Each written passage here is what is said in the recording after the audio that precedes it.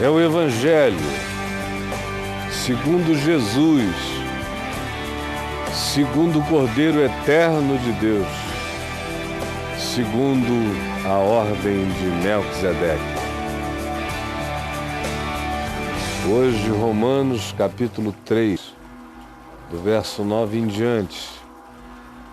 Paulo já tinha dito que os judeus não tinham nenhuma vantagem espiritual em relação a se auto-justificarem diante de Deus, porque eles eram ambivalentes e hipócritas, como todo homem. Eu já tinha dito que o mundo romano vivia num estado de caoticidade tão crescente que os homens tinham se tornado seu próprio juízo. Já tinha dito, capítulo 2, do verso 11 em diante, que aqueles que não sabiam nada de nada, mas que frequentemente viviam melhores do que judeus, gregos cultos ou romanos supremacistas, e que não sabiam nada nem do nome de Deus, nem de lei alguma, nem de direção nenhuma, esses serviam de juízes para si mesmos, e que eles seriam uma grande surpresa para os presunçosos de qualquer natureza na humanidade. Ele já tinha falado da indesculpabilidade do judeu, já tinha dito quem era o verdadeiro israelita, que não é aquele que nasceu em Israel ou que se tornou judeu, mas é aquele que guarda com sinceridade a verdade de Deus no seu coração, em qualquer lugar que ele tenha nascido ou vivido. Paulo diz que a única vantagem de ser judeu é quando você usa o que os judeus receberam como palavra para o seu bem. Do contrário, é um horror ser judeu contra o que eles receberam como revelação. E aí, do verso 9 em diante, ele diz que se conclui. Temos nós, nesse caso, judeus, ele é judeu falando, temos nós, judeus, qualquer vantagem sobre qualquer outra nação da terra? Aí ele diz não. De forma nenhuma nós temos. Porque eu aqui para vocês, na introdução que fiz, já tenho demonstrado que tanto judeus, quanto romanos, quanto gregos, quanto alienígenas de qualquer nação desconhecida e povo não alcançado, todos os humanos, indistintamente, todos, eu já demonstrei que todos estão debaixo do pecado.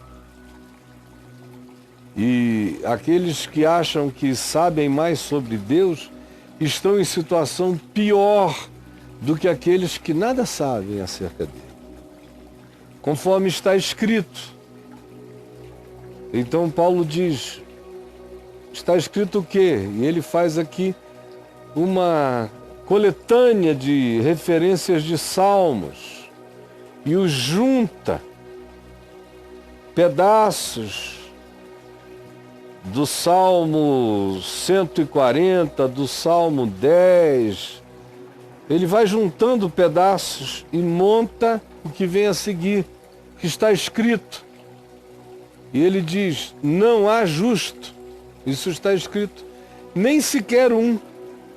A análise da natureza humana feita pela Escritura em eras diferentes, aqui você tem pelo menos 1500 anos de percepção até chegar a essa fala de Paulo sendo cobertos.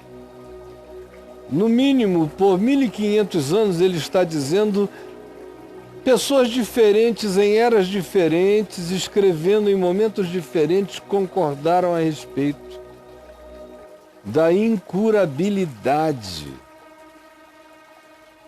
narcisística, egótica, autocentrada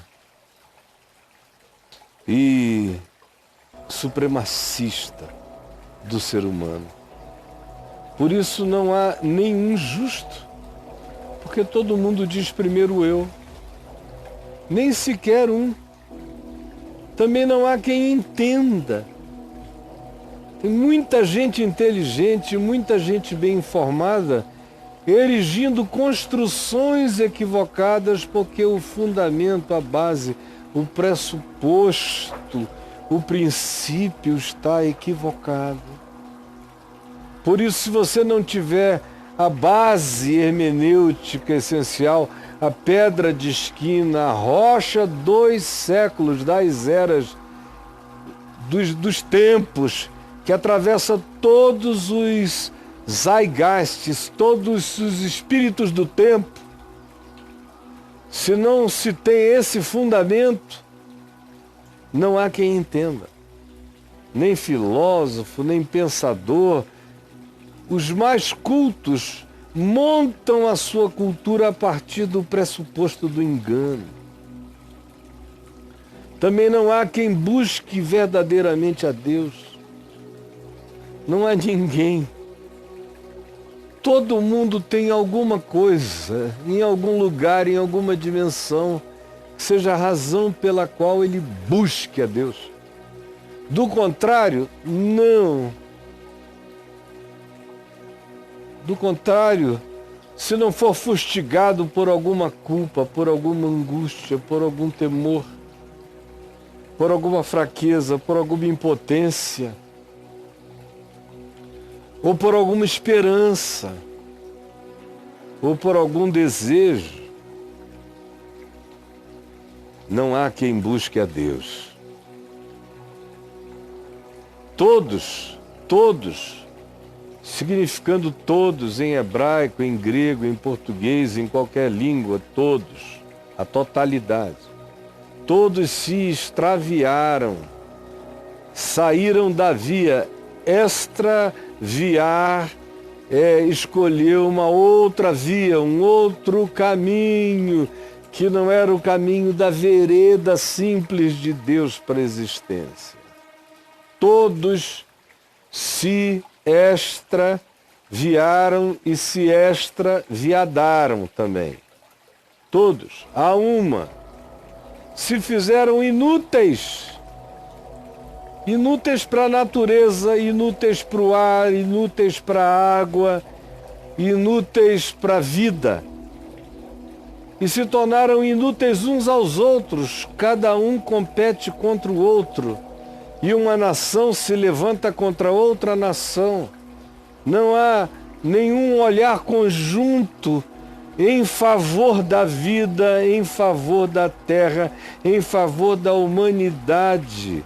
Porque todos escolheram a sua própria via adoecida e se tornaram inúteis para o significado de ser gente no mundo, ser gente na terra, ser gente fazendo bem à natureza e à continuidade da vida. Todos inúteis. Não há quem faça o bem pelo bem.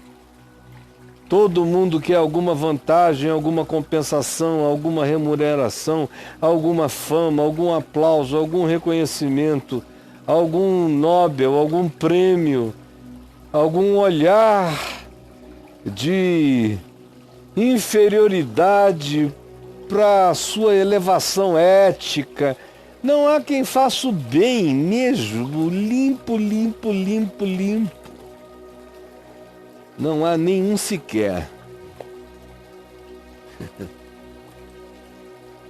A garganta deles, converse com eles, no particular, no íntimo, dê tempo ao tempo, fique próximo, que você vai ver que a garganta deles é sepulcro aberto.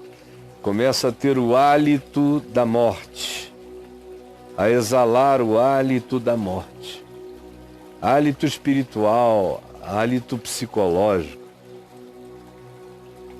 do sepulcro do espírito morto, dos medos que vêm, das angústias, das culpas, das coisas que entraram em putrefação no ser. Por isso, ao falar, essas pessoas exalam o hálito das suas próprias putrefações, daquilo que apodreceu sem solução, sem perdão, e que virou cadáver de hálito espiritual pútrido, definindo você.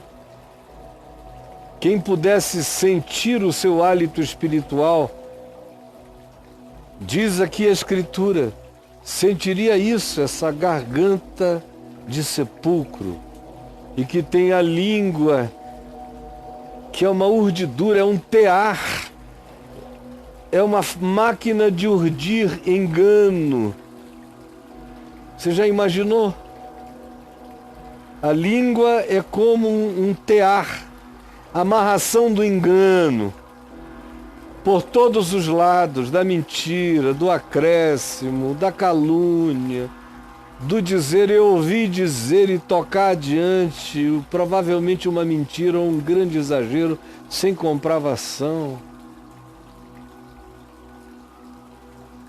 Com a língua urde engano, veneno de víbora está na sua boca, nos seus lábios. Até quando beija, tem o poder de matar, de fazer mal. Até o que deveria ser carinho, que deveria ser beijinho, vem carregado de veneno, frequentemente. Não é troca de saliva, é troca de peçonha, que a maioria das pessoas fazem. Porque a boca, eles a têm cheia de maldição e de amargura. Tudo que dizem é cheio de porcaria, de palavrão dito com raiva, de designação, de energia ruim, da maldição que brota de um coração complexado, amargurado, que derrama a sua doença. E os pés deles não são velozes para socorrer o pobre, o aflito, o necessitado, o angustiado, o desamparado, a criança órfã, não. Para esses eles dizem que se dane.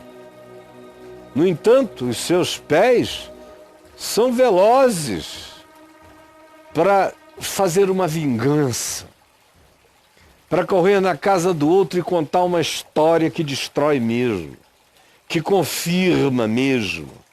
Marca logo, corre atrás, marca um encontro. Agora, para se levantar e ir em favor daquele que precisa, não. Seus pés estão empedrados eternamente. Eles se empedraram na morte do amor, mas são velozes para qualquer coisa que machuque, que fira, que compartilhe algo, que separe pessoas. Nos seus caminhos, portanto, onde essas pessoas vão passando, e não são só algumas, aqui se está falando de todos, judeus, gregos, romanos, povos das ilhas, de qualquer civilização. O que se diz é, por isso olhem os caminhos deles. Quanto mais tomados por essa cultura nós estivermos e um povo esteja, mais destruição e miséria eles produzirão. Quanto mais nos entreguemos a esse espírito e a essa atitude, mais construiremos veredas marcadas por destruição, por miséria, por desigualdade, por iniquidade, por mentira, por urdiduras, por inutilidade relacional, porque todos buscam primeiro o que lhes possa ser útil e assim se tornam inúteis uns aos outros e à vida, porque desconhecem o caminho da paz, que não é um caminho do lado de fora, é um caminho aqui dentro, no coração. desconhecem. Eu já nem tento mais, nem para os cristãos eu tento. Eu assisto vários grupos de WhatsApp, eu quase não falo, mas eu dou uma olhada lá. Eu quase não falo porque me dá muita angústia de ver como as pessoas não internalizam o significado do Evangelho e não conseguem fazer a mínima aplicação daquilo às suas decisões cotidianas, sociais, econômicas. Não. Entupidos. Desconhecem o caminho da paz. Desconhecem o caminho do Evangelho. Falam o que falam porque nunca andaram mesmo no caminho da paz. Porque quem um dia conheceu o caminho da paz, não escolhe certas coisas jamais. Não opta por determinados espíritos, jamais. E não se permite ver a vida com concessões à maldade, jamais. Jamais. Não fica iludido pensando que corrupção é atestado de boa conduta. Incorrupção é atestado de boa conduta. Entende no Evangelho que incorrupto só Cristo Jesus.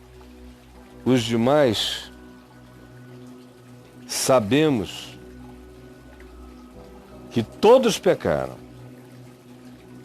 e todos igualmente carecem da glória de Deus. É isso que sabemos. É isso que é verdade. Ninguém tem do que se jactar. Aqui acabam todos os supremacismos, aqui acabam as etnias maiores, melhores. Aqui morrem as esquerdas, as direitas, os centros.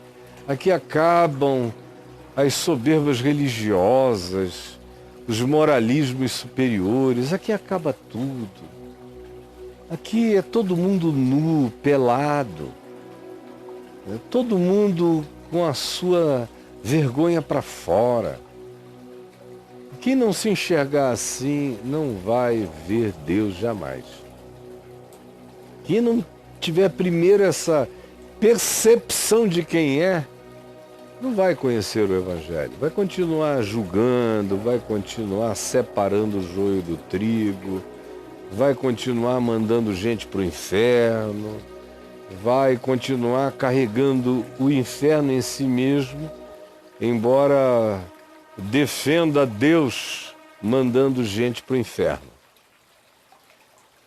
Vai continuar assim, porque é impossível conhecer a Deus tendo o coração cheio dessa putrefação.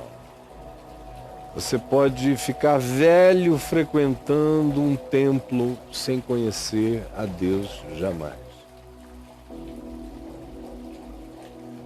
Porque todos nós somos assim.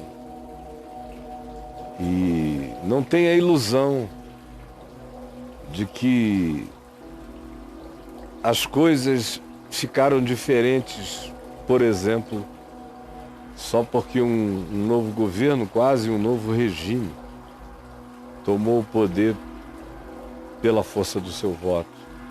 Não há milagres com relação à natureza humana, ou o homem se converte mesmo de todo o seu coração, ou por mais que ele se cubra de etiquetas, chega uma hora que ele não aguenta e bota tudo para fora. E eu creio que esse será um ano no qual nós vamos ver muitas coisas vindo para fora. Muitos derrames, muitas entranhas sendo trazidas para a luz da verdade.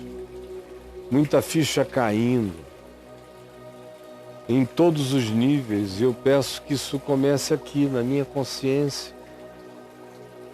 Que o Espírito Santo mostre o quão distante de ser gente segundo Deus, segundo Cristo, segundo Jesus, eu sou, você é, e como nós temos tido prazer no anticristo, no anti-Jesus, no anti-evangelho, e já nem nos demos conta disso porque naturalizamos a nossa própria doença, a nossa própria enfermidade de ser, de modo que não é por decreto que a consciência é transformada, mas é por arrependimento provocado pela instigação da bondade, do amor e da verdade.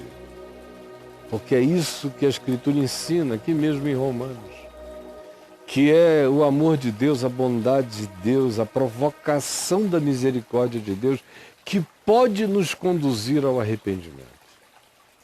Nenhum outro poder provoca mudança de mente.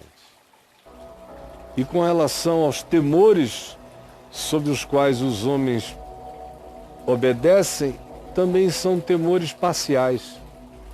Porque logo, logo, cada geração descobre modos novos de transgredir, de transgredir, de transgredir e de dificultar ser apanhado pela legislação. E como não há temor de Deus diante dos seus olhos, quanto mais maldade, mais sociopatia se manifesta, mais incapacidade de simpatia e de solidariedade as pessoas possuem. O que cresce mesmo é uma sociopatia. Sociopatia dos que fazem o mal ao próximo e sociopatia dos que querem matar os que fazem o mal ao próximo com os mesmos rigores de maldade e requintes de perversidade que eles acham que estão sendo usados por aqueles que eles chamam maus, sem perceberam que ficaram iguaizinhos. É a história do não olhe para o abismo, porque ele vai falar de volta com você. Senhor Jesus, por favor, permite-nos entender alguma coisa, compreender e quebrantarmos-nos. E quebrantarmos-nos porque nós somos pútridos. Nós somos horrorosos, até os nossos beijos matam. Tem compaixão, ajuda-nos a percebermos-nos na luz da verdade, para que diminua a mentira e o engano, a arrogância e a presunção na nossa vida. Eu peço por mim e por todos aqueles que com sinceridade de coração estão aqui, dizendo amém. Em teu nome.